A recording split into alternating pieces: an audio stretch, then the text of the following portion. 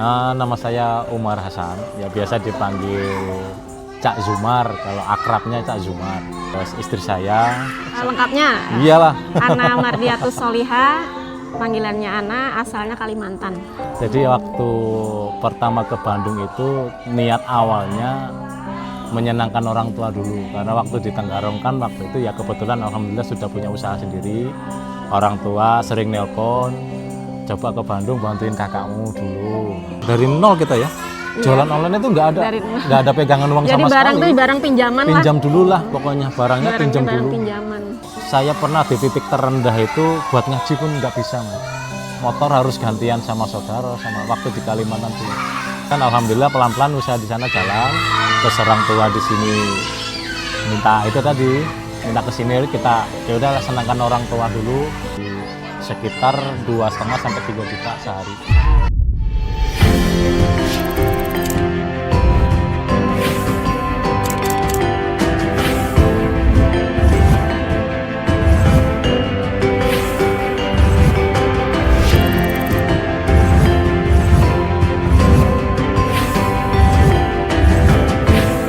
Nama saya Umar Hasan, ya biasa dipanggil Cak Zumar, kalau akrabnya Cak Zumar. Itu dari SMP dipanggil itu. Terus istri saya sama sendiri aja yang ya. Lengkapnya? Iyalah. Ana Mardiatus Soliha, panggilannya Ana, asalnya Kalimantan. Kalimantan. Ya. Jadi ketemunya pas waktu saya tugasan di Kalimantan Timur. Jadi setelah ditugas di Kediri, pindah tugas ke Kalimantan Timur, setahun ketemu sama istri, langsung nikah di sana. Kalau awal usaha di sini kita juga nggak ada niatannya.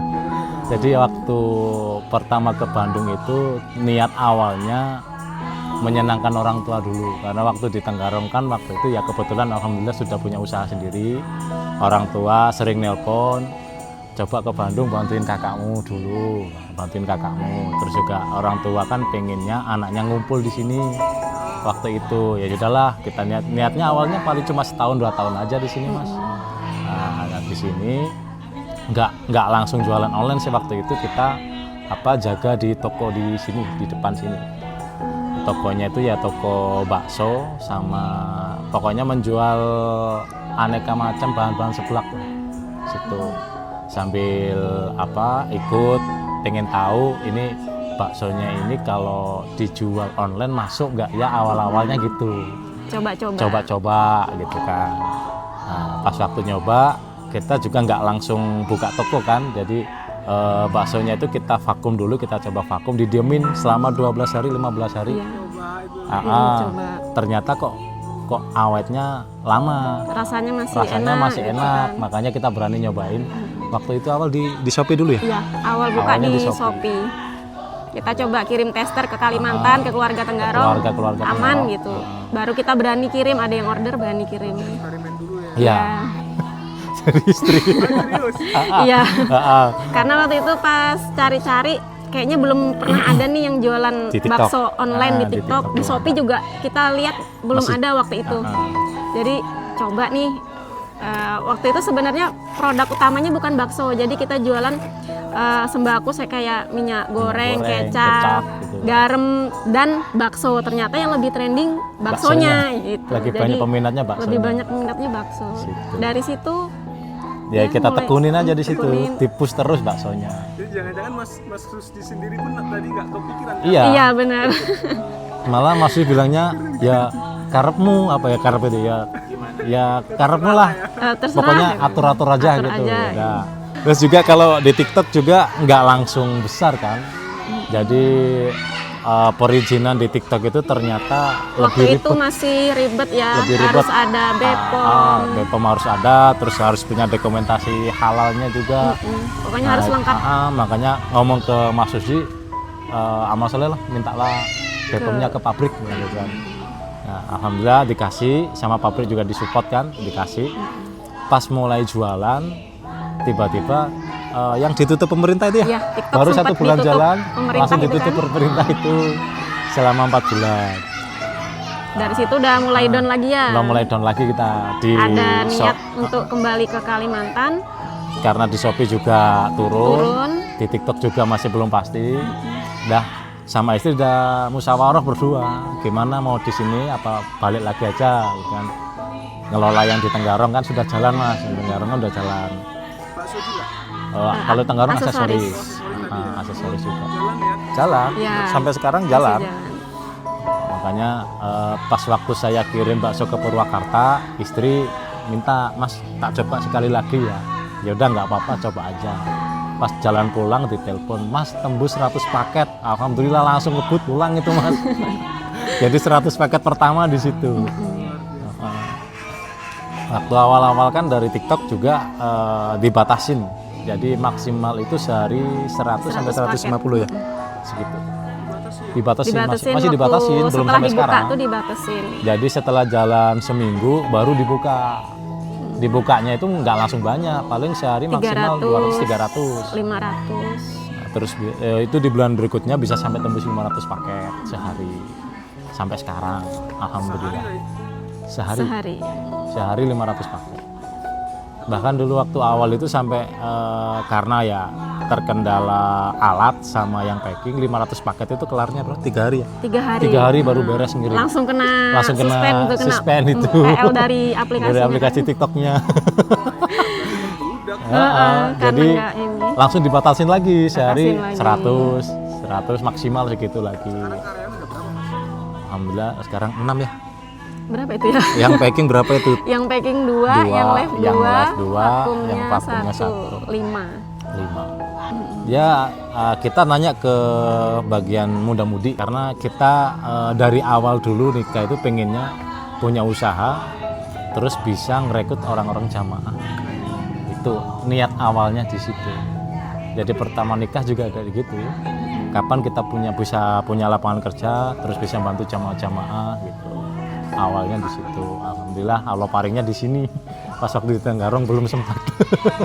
Mungkin ya pas terkendala uangnya ditahan TikTok itu ya. Iya. Sampai 2 minggu nggak jualan Mas. Kan kalau di TikTok cairnya kalau awal bisa kan masih 10 sampai 12 hari ya. Itu pun nggak langsung semua. Jadi dicicil sama TikTok. Jadi kita barang nggak ada, uang nggak ada. Itu. Jadi kalang kabutnya di situ. Jadi nyimpan bonnya lumayan lah waktu zaman itu kan lumayan ya. Terus ngomong sama Mas Rusdi, kira-kira itu pasti dibayarnya kapan? Soalnya buat setoran ke pabrik juga kan. Ya mungkin kalau minggu ini belum bisa, kalau nggak tahu minggu depan. Ya udah ini ada barang jual aja. Nah terus setorannya piye wis gampang ngono. Cuman sekarang setiap hari udah nggak bisa ditarik. Jadi uang masuk bisa buat setoran, buat bayar karyawan juga. Jadi alhamdulillah makanya kan kita ngakalin gimana caranya ini anak-anak nggak telat gajinya, kita juga nggak telat bayar situnya. Dari nol kita ya. Jualan online itu nggak ada pegangan uang jadi sama sekali. Jadi barang tuh barang pinjaman lah. Pinjam dulu lah pokoknya barangnya pinjam dulu. Pinjaman. Sekitar 2,5 sampai 3 juta sehari. Per akun. Kalau di TikTok harus setiap hari harus ada konten Mas. Harus konsisten juga. Minimal sehari 1 kali lah. Minimal itu. Dalam sehari kan kita bikin 2 sampai 3 video. Nah nanti kita lihat itu video mana yang naik kita pertahanin, kalau nggak ada view-nya kita hapus ganti lagi, edit lagi. Nggak semua konten itu kita kasih keranjang. Biasanya yang kontennya dikasih keranjang itu view-nya lambat naiknya. Yeah. Makanya untuk ngakalin itu kita lihat view-nya mana yang banyak, baru kita masukin keranjang di situ. Kita lebih banyaknya penjualan dari konten. Dari konten malah. Kalau dari awal live, juga dari gitu. awal memang. Jadi selain dari konten kita sendiri, dari konten afiliator juga masuk. Saya pernah di titik terendah itu buat ngaji pun nggak bisa Mas. Motor harus gantian sama saudara, sama waktu di Kalimantan dulu. Kan alhamdulillah pelan-pelan usaha di sana jalan. Terus orang tua di sini minta itu tadi, minta ke sini kita ya udah senangkan orang tua dulu. Itu niat awalnya di situ. Nah, untuk konsisten itu kalau usaha ya memang kita harus konsisten ya. Namanya jadi pedagang jatuh bangun itu udah biasa. Ya, udah biasa. Mau sebesar apapun usahanya, sekecil apapun usahanya itu pasti pernah jatuh bangun itu pasti. Nah, kalau pas kita jatuh kita jadikan motivasi. Oh, kita kurangnya di mana, kita evaluasi lagi. Oh, kita harus gini. Apa kalau kadang kalau pas lagi jatuh ingat nasihatnya Pak Yai dulu. kita punya usaha itu nggak sampai ninggalkan kewajiban kita jamaah, itu aja sih niatnya di situ. Yang pertama ya benar ya, konsisten, terus juga yang paling penting doa orang tua sebenarnya. Doa orang tua. Betul. Mau penjualan sedikit, mau naik, pokoknya tetap minta doa orang tua, minta barokahnya di situ. Dan nggak malas untuk belajar. Apalagi sekarang kan dunianya era digital ya. Kalau untuk usia kayak kita ini kayak mau belajar itu kayak udah pusing duluan gitu kan. Sambil kita niru orang ini suksesnya pakai cara yang mana, orang ini gagalnya di mana, kita pelajari di situ. Banyak jalan, tinggal pilih jalan yang mana ya. Sekarang banyak kok di konten-konten kreator itu ngasih tips-tips itu banyak. Kadang kalau tips pakai konten kreator ini nggak bisa, kita coba pakai tips yang lain. Oh ternyata yang ini bisa. Ya kalau bakso kita dari awal udah paham ya resikonya ya mungkin. Makanan basah kalau nggak basi ya dimakan sama binatang, itu pasti. Adapun barang returnya itu juga pasti ada. Nah, untuk menyiasati itu orang komplain pasti ada, makanya di toko kami kita kasih garansi. Jadi kalau paketnya ini diterima mungkin udah asem nih, udah nggak layak konsumsi, langsung cek aja ke toko asemnya gimana, kondisi barunya bagaimana, kita kembalikan 100% uangnya dia. Gitu. Nah, itu ya alhamdulillah dengan cara seperti itu banyak yang repeat order juga. Jadi trust dari customer itu juga semakin besar. Kalau kita bodo amat ya kita nggak mungkin sampai seperti ini gitu.